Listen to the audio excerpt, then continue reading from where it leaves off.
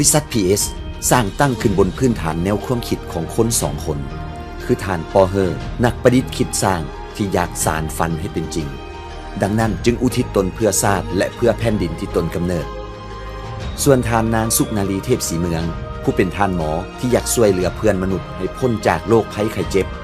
เนื่องจากว่าตนเองนั่นฮู้ว่าโรคภัยไข้เจ็บส่วนหลายแม้นเกิดมาจากอาหารการกินฉะนั้นตนเองจึงหันทิศทางมาสู่การปิ่นปัวต้นเหตุแทนที่จะปิ่นปัวจากปลายเหตุด้วยแนวความคิดของสองท่านนี้ได้สร้างแรงบันดาลใจที่คล้ายคือกันมันเหมือนนางฟ้าลิขิตให้ทั้งสองตกลงใจพร้อมกันสร้างตั้งบริษัท PS ขึ้นในปี 2012 แต่ด้วยความเอาใจใส่ขององค์การนำพรรคและรัฐจึงได้รับทุนสนับสนุนจากรัฐบาลแห่งสปป.ลาวในอัตราดอกเบี้ยต่ำจำนวน3ตื้อกีบและจากแรงบันดาลใจดังกล่าวนั้นประธานบริษัททั้งสองได้รับอนุญาตจากรัฐบาลให้นำไส้เนื้อที่ดินสัมปทานตื่มอีก41เฮกตาร์ในปี 2014 อยู่ที่บ้านปากซาบใหม่เมืองไซธานีนครหลวงเวียงจันทร์เพื่อให้เป็นแหล่งผลิตกสิกรรมแบบยืนยงและอุตสาหกรรมทันสมัยเพื่อผลิตเสบียงอาหารป้อนให้แก่สังคมผู้บริโภคลดพรสารเคมีสร้างเวียกเหตุงานทำให้ประชาชนอยู่บ้านอ้อมข้างบริษัทสำหรับคนเฮานั้นสุขภาพที่แข็งแรงเป็นสิ่งที่ทุกคนปรารถนาการประสบความสำเร็จในชีวิตคือสิ่งที่ทุกคนฝันถึงบริษัท PS ส่งเสริมกสิกรรมและอุตสาหกรรมครบวงจรขาออกขาเข้าจำกัดผู้เดียวได้ใส่ความสามารถในการพิสูจน์ให้เห็นว่าในขณะที่คนอื่นกำลังฝันอยู่นั้นบริษัทก็ได้สร้างความฝันให้เป็นจริงแล้วโดยใส่แนวความคิดที่มีวิสัยทัศน์อันกว้างไกลของท่านประธานทั้งสองมาเป็นตัวดำเนินธุรกิจเปลี่ยนทรัพยากรมาเป็นทรัพย์สินขอเชิญทุกท่านเข้าร่วมธุรกิจเพื่อพบกับคุณภาพชีวิตที่ดีกว่าขยายธุรกิจไปทั่วทุกภาคของสปป.ลาวและสร้างความมั่นคงให้กับชีวิตอย่างให้ขีดจำกัดประเทศลาวเป็นประเทศที่กำลังพัฒนาอย่างก้าวกระโดดเป็นประเทศที่เปรียบเสมือนหม้อไฟที่เข้มแข็งแห่งอาเซียนประเทศลาวตั้งอยู่ทวีปอาซีบนศูนย์กลางของอาเซียนมีการคมนาคมสะดวกมีเครือข่ายเชื่อมต่อทั่วประเทศลาวเป็นประเทศที่มีอารยธรรมเก่าแก่และรุ่งเรืองที่สุดในโลกมีทรัพยากรที่อุดมสมบูรณ์และมีประวัติศาสตร์ที่ยาวนานกว่า 5,000 ปีหลังจากผ่านวิกฤตเศรษฐกิจเฮ็ดให้ประเทศมีศักยภาพในการพัฒนาเศรษฐกิจสังคมอย่างมีหลักการ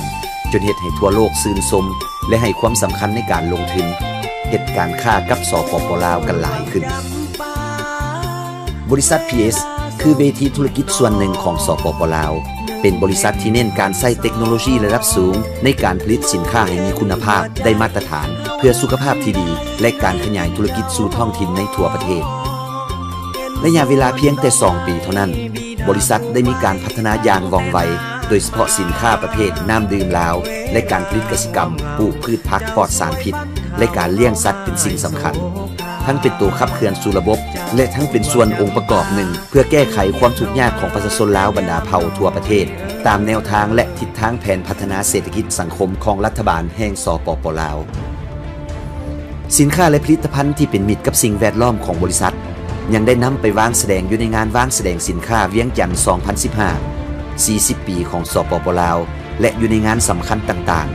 ๆพวกเขาเชื่อว่าคุณภาพที่ดีมาจากสังคมที่ดีเช่นกัน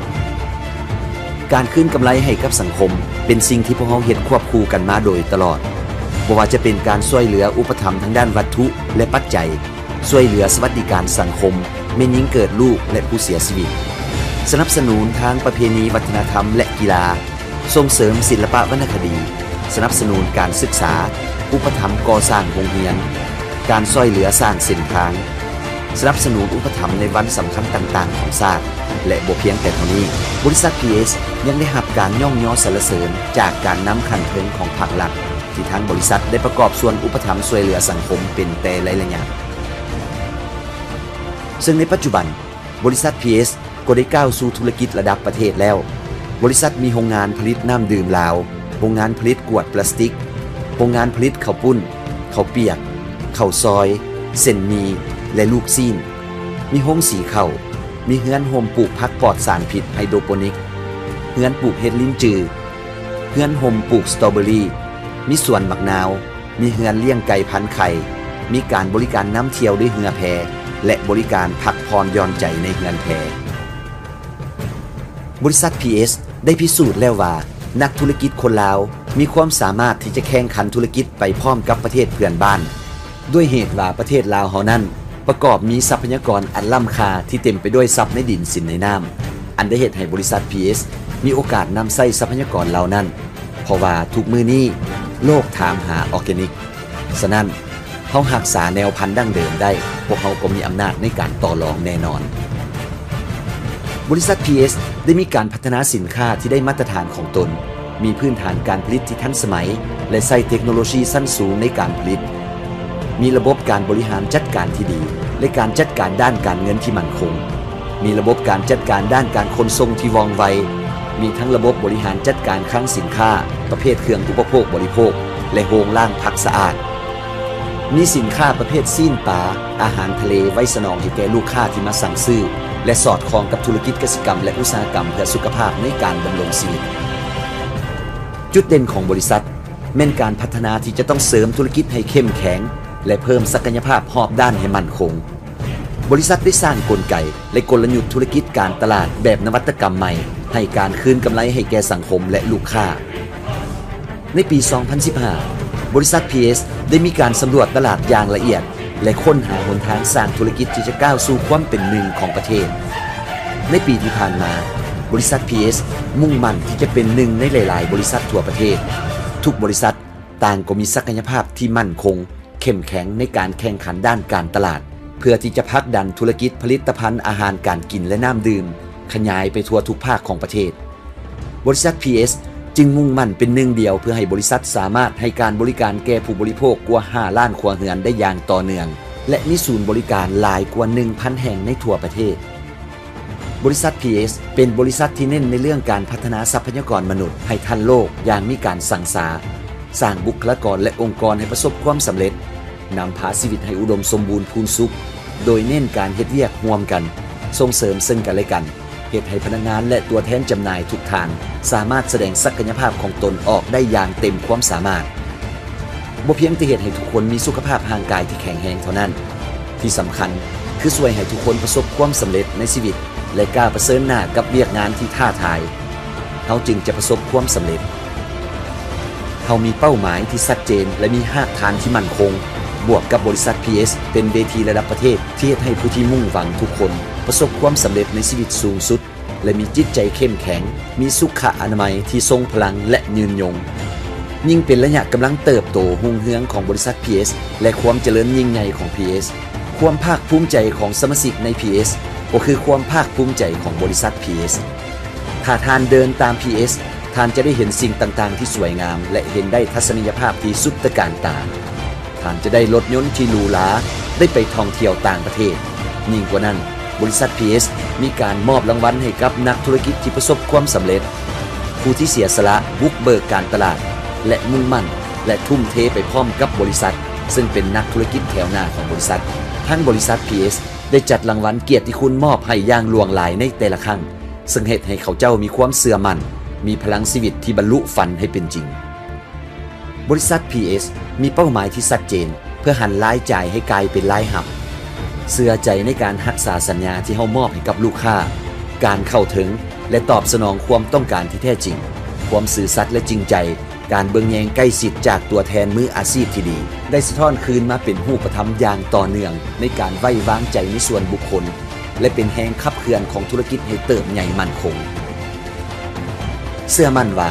บริษัท PS จะสามารถสร้างเวทีธุรกิจที่มีขนาดใหญ่ในประเทศและสามารถสร้างรายได้และความมั่นคงให้กับพี่น้องชาวลาวทุกคน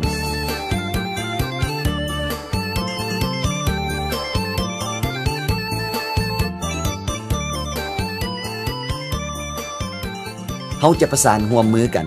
สร้างความฝันให้เป็นจริงเพื่อให้ทุกคนมั่งมีสีสุขเพื่อให้ทุกคนมีชีวิตสุขสบายเฮาจะช่วยให้ทุกท่านประสบความสำเร็จในชีวิตและจะส่งมอบของขวัญอันมีค่าที่ดีให้กับประชาชนลาวเพื่อคุณภาพชีวิตที่ดีกว่าพร้อมสร้างสรรค์และอยู่ร่วมกันอย่างมีความสามัคคีหักแพงช่วยเหลือซึ่งกันและกันอย่างมีประสิทธิภาพเฮามุ่งมั่นและพัฒนาต่อเนื่องอย่างบ่หยุดนิ่งจุดดีบริษัท PS ได้สร้างเวียกเหตุงานทำและสร้างรายรับให้ประชาชนกว่า 200,000 คนทั่วประเทศโดยบ่เลือกเพศเลือกวัยบ่เลือกระดับความรู้ ทุกคนก็สามารถเข้ามาฝึกอบรมฟรีนำบริษัทแล้วก็มีรายหับและมีเวียกเหตุงานทำแบบมั่นคงและยืนยงปฏิบัติ 3 ได้ตามแนวทางรัฐบาลนั้นบริษัทก็ปฏิบัติอย่างเคร่งครัดต่อคำขวัญ3ได้และ5ดีดังนี้ 1. ปฏิบัติต่อการพัฒนาได้บริษัทขยายตัวอย่างว่องไวเป็นรูปธรรม 2. ปฏิบัติต่อพันธะอากรให้รัฐบาลได้อย่างต่อเนื่อง 3. ปฏิบัติต่อส่วนรวมได้ประชาชนมีส่วนร่วมและส่วนหับน้ำกันมีความสามัคคีปองดองปฏิบัติ 5 ดีสำหรับ 5 ดีนั่นบริษัทก็ปฏิบัติได้ดังนี้